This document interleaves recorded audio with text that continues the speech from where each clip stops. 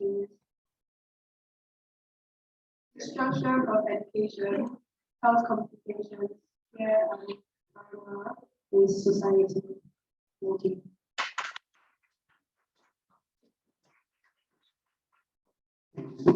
Thank you, Ramza.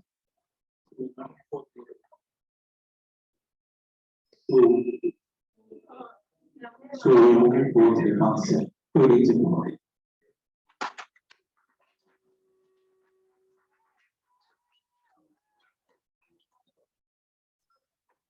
So we're talking about vaccine. A vaccine is a substance used to stimulate the production of antibodies and provide immunity against the disease. It's most of the time it is produced with the initial as a causative agent of the disease. It is most often treated as an antigen without inducing the disease. A vaccine for the coronavirus was well anticipated because at that point, globally, a lot of people were suffering. So a vaccine seemed like a way out to help a lot of people to recover and also reduce the amount of people that were dying at that point. Though the general public was eager for the production of the vaccine, there was still a strong conception and belief that it was good.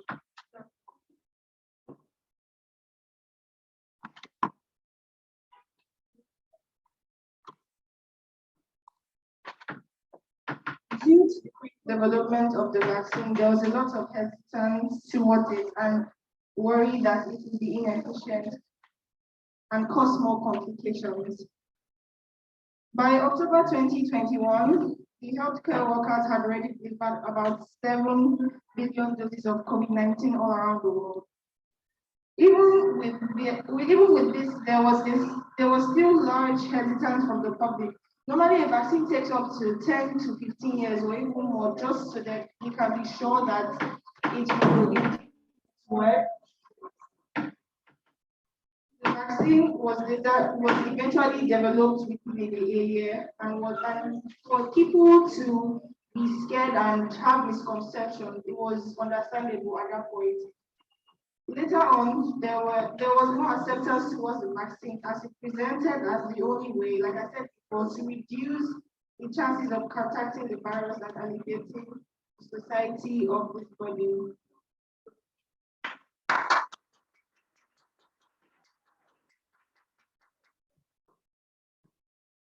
Okay. Good day, everyone. I'm going to be talking about COVID-19 pandemic in Nigeria. So the COVID-19 pandemic in Nigeria is part of the worldwide pandemic of coronavirus disease 2019, COVID-19, caused by severe acute respiratory syndrome. The first confirmed case in Nigeria was announced on 27th of February 2020, when an Italian national in Lagos tested positive for the virus.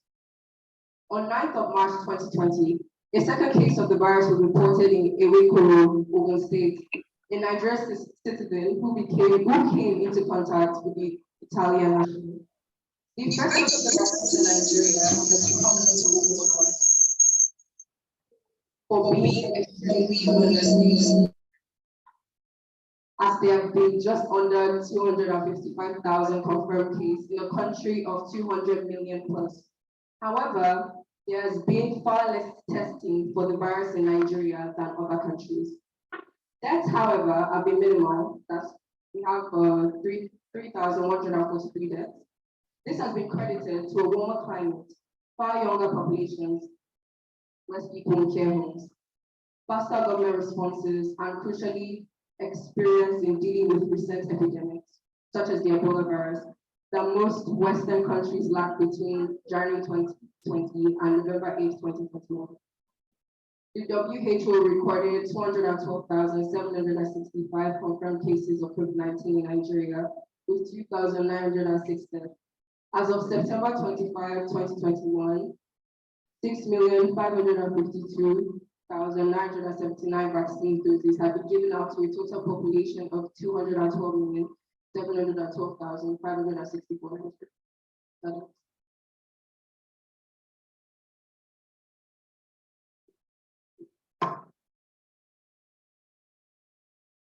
A cross-sectional online survey with a semi-structured questionnaire using a snowball sampling technique was conducted during the national lockdown.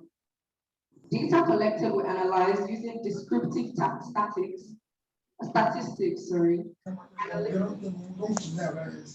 analysis of variance, that's ANOV, Pessim's correlation and regression test. From a total of 589 responses received, 80.6, 59.6, 90.4, and 56.2% were from respondents between ages 18 to 39 years. Males had a college bachelor degree or above and reside in urban areas respectively. Respondents had a good knowledge, 99.5% of COVID-19, gained mainly through the internet or social media, 55.7%, and television, 27.5%. The majority of the respondents, 79.5%, had positive attitude toward the adherence of government IPC measures with 92.7, 96.4, and 82.3%. Practicing social distancing or self-isolation, improved personal hygiene, and using face masks respectively. However, 52.1% of the respondents perceive that the government is not doing enough to curtail COVID-19 in Nigeria. Pessim's correlation shows significant relationship between knowledge of COVID-19 and attitude towards preventive measures.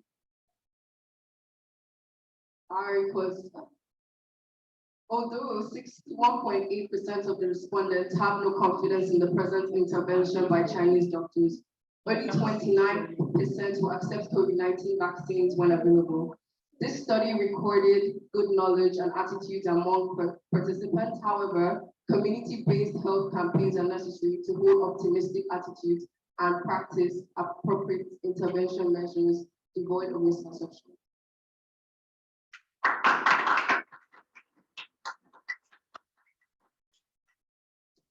If an approved vaccine to prevent coronavirus is available right now at no cost, would you agree to be vaccinated? So here's the statistics to show the answers from people overall in urban areas and in rural areas. Thank you.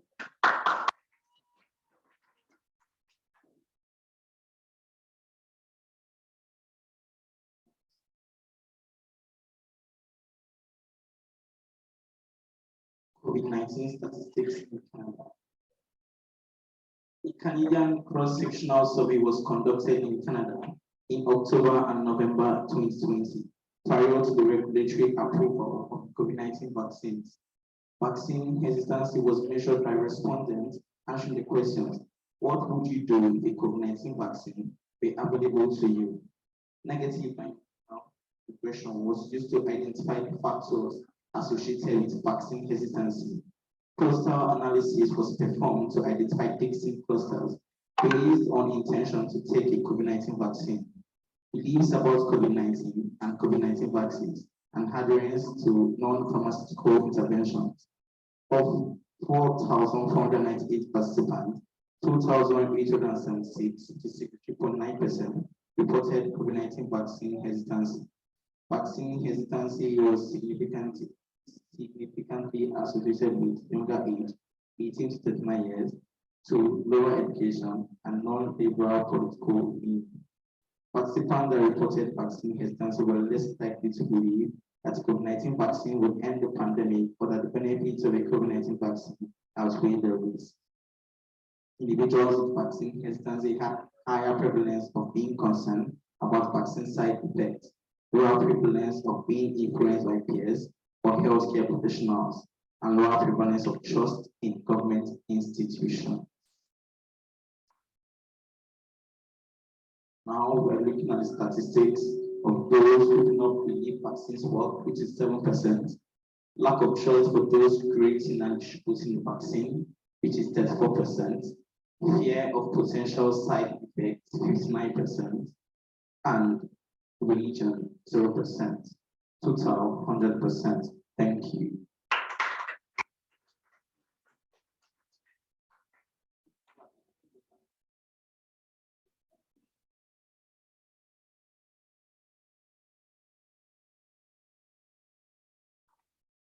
A study carried out in the UK by the Understanding titled Understanding Society COVID-19 by the UK Household Longitudinal Study between April 2020 and January 21 was carried out. Now, data gathered from the study included 22,420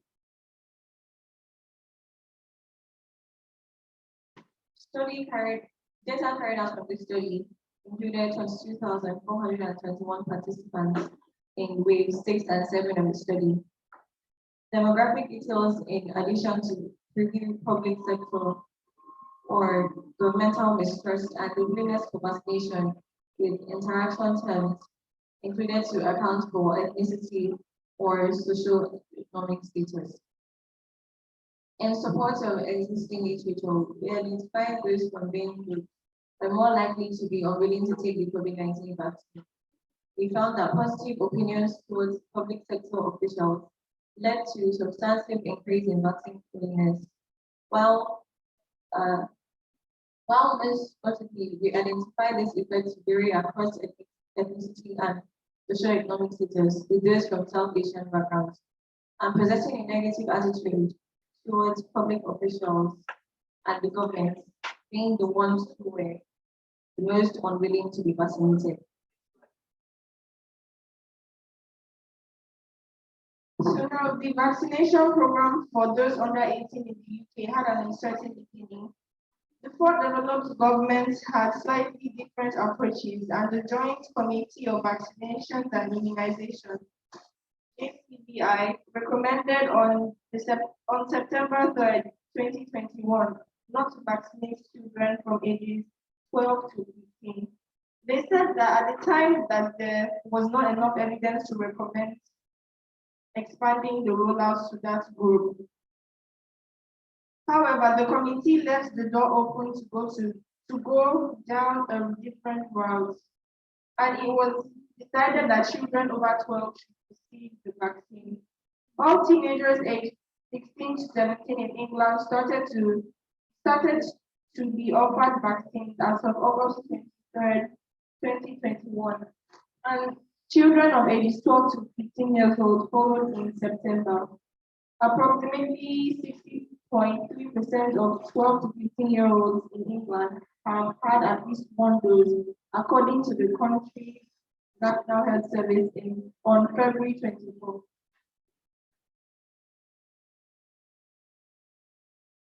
So this shows the statistics of the negative attitudes of people in the UK towards the vaccine. It is categorized according to their general mistrust of vaccine benefits, worries about unforeseen effects, concerns about commercial profiteering, preference for natural immunity.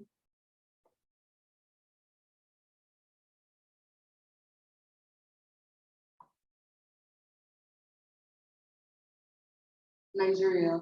The National Primary Healthcare Development Agency, NPHCDA, says persons aged 15 and 17 years can now receive the COVID-19 vaccine if required for educational purposes. The NPHCDA has given a waiver for persons aged 16 and 17 to receive COVID-19 vaccine if required for educational purposes, the agency said in an advisory. The agency has said the vaccines can only be administered to persons aged 18 years and older, including pregnant women and lactating mothers. But the new waiver increases the number of eligible persons. Following the rise in the number of child infections, some countries have given emergency use authorization for mRNA vaccines for use in adolescent age group, aged 12 to 17 years. In November 2021, one stringent regulatory authority approved the mRNA vaccine for use in children aged 5 to 11.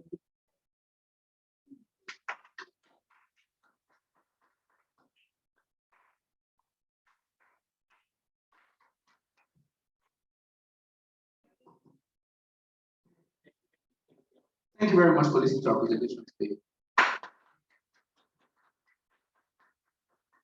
Do you have any contribution, questions, anything you'd like to say about our presentation? Let's hear from you.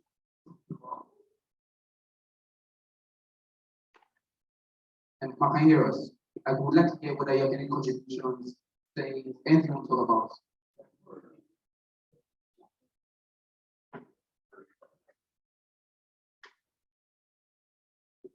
Mark, can you hear us? Mark, can you hear us?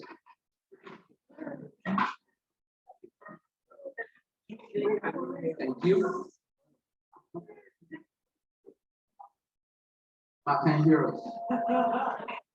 Yes, thank you for the wonderful presentations. Congratulations.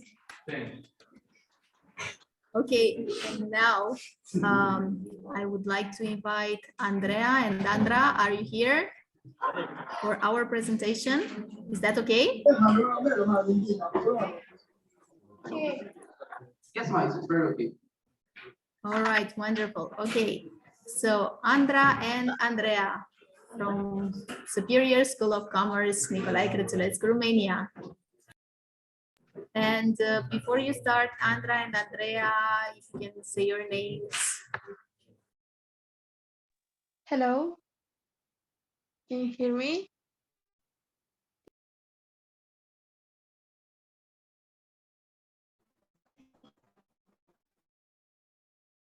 Okay. Could I share the screen, please?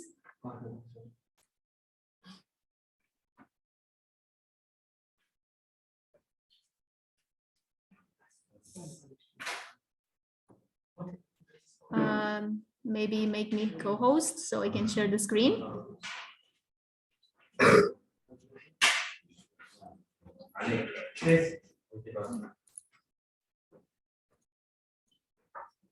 Thank you.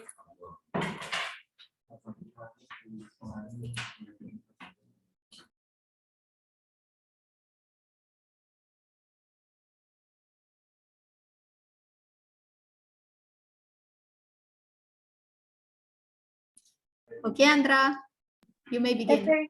Effect of COVID pandemic. The COVID pandemic affected the world in many ways. Decreases access to mental health resources, social media, social isolation, school closures, worsening parental mental health, increasing domestic violence, and that's it. From school closures to devastated industries and millions of job loss, the social and economic costs of the pandemic are many and varied. COVID-19 is threatening to widen inequalities everywhere, undermine progress on global poverty and clean energy, and more. To slow the spread of the virus, schools closed across the world.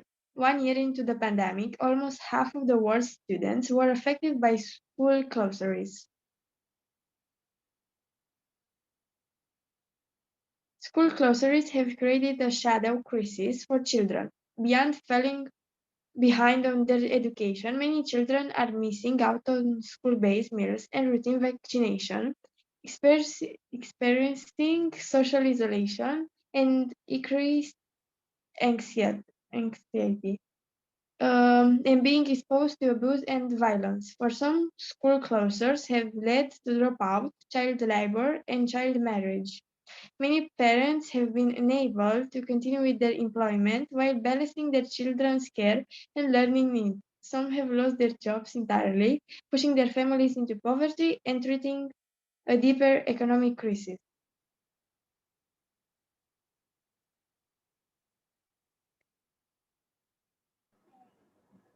While remote learning has been a lifeline for millions of school children, access to the technology and the quality of the curriculum have been uneven, even within communities and school districts.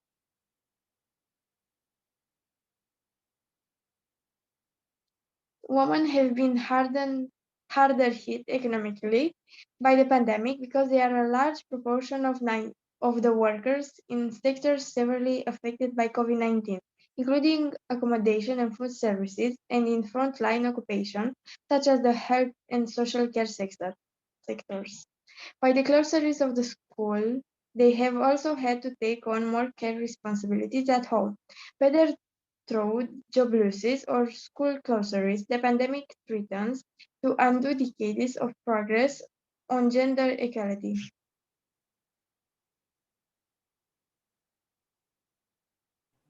COVID-19 has been slowing down progress on clean energy too, at least temporarily by stopping investments and paying the expansion of clean energy technologies. Um, so, yeah. The coronavirus pandemic impacts on the environment. Carbon emission, waste, wildlife and habitat and Could energy. you hold the microphone a bit closer, maybe? Uh, yeah, sure. Now it's fine.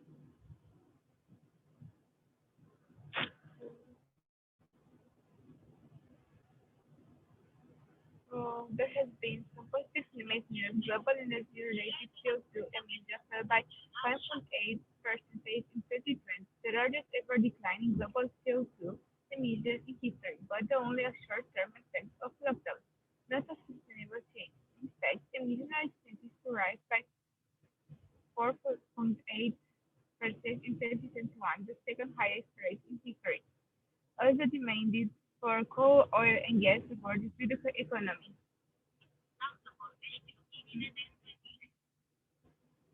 Um, the pandemic has shown that our societies have immense potential for collective action and change when faced with a perceived emergency. Thus far, the unprecedented agency shown by government in the response to COVID-19 does not seem to have preserved the cause of sustainability. Human health and environment integrity are intertwined with a transition to sustainable society and economy is necessary to protect human health. To build a better society and environment, must reflect on what to do differently and what to stop doing altogether. Um, only together we can stop the COVID pandemic, together against COVID-19. Thank you. Stronger together. Thank you so much. Thank you for your presentation. Thank you, Andra and Andrea. And thank you, Dowen College, for inviting us here today. It was a really great experience. Thank you.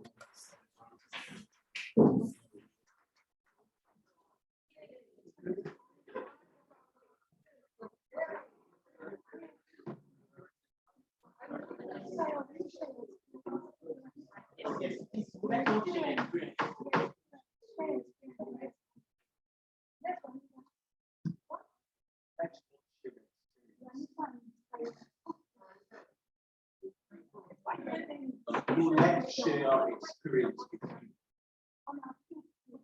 on our field trip to Ikati Public Health Center. Oh, please put your hands together for Anita.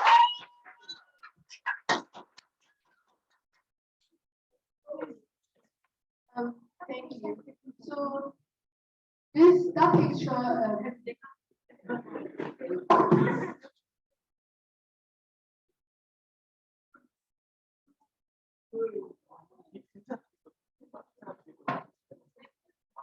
Excuse me, ma'am. It's okay because it was. I never was just to share. I want to congratulate all the students present here today. The fact that you are doing this, that you are present in online meetings and doing your research means a lot.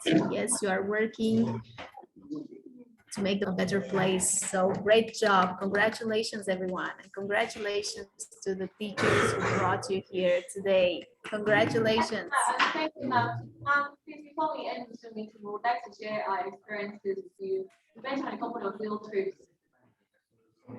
Went to a health center. I would like to tell you how it was. So please, could you make us the first video? We want to screen share some pictures.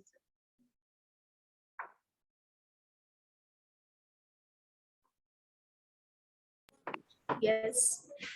And we are really, really happy to have this collaboration.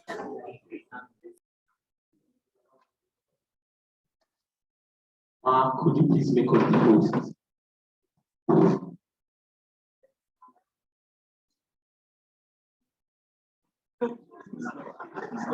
Miss Laura, could you please make us the host?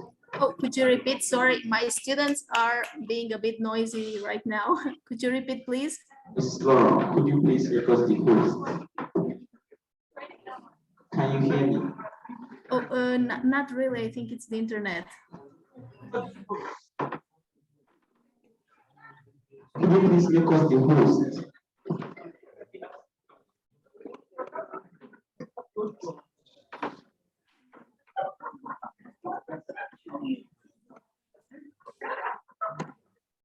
Miss Laura. Oh, okay.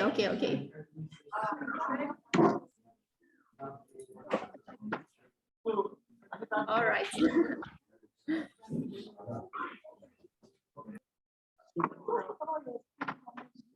Tell us our experience to Ikati Health Center. It's not for her.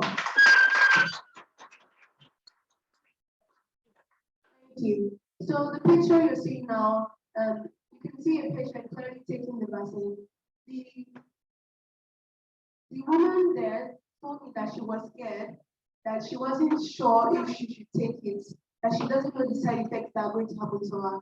And then the nurse told her that she should calm down, that everything is going to be all right. I also asked the nurse the amount of stress she goes to if she wanted to give up. The nurse said that she can't give up. She has to save so many lives and she has other jobs to do.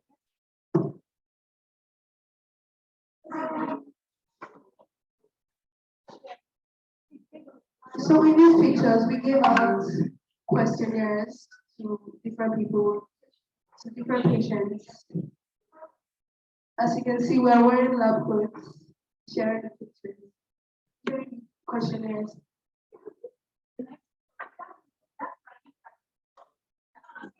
That's me, the picture. Like,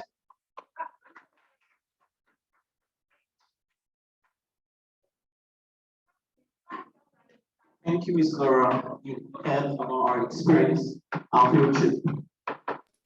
Thank you for giving us this great opportunity.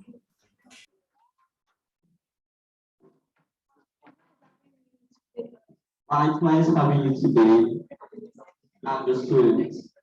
Thank you for this privilege to be with you. Thank you, ma'am. Thank you so much. Congratulations, students. You did great.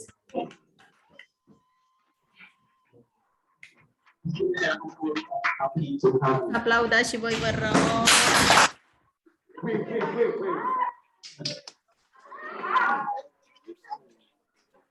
Thank you, Miss Laura. And have a good day. Goodbye.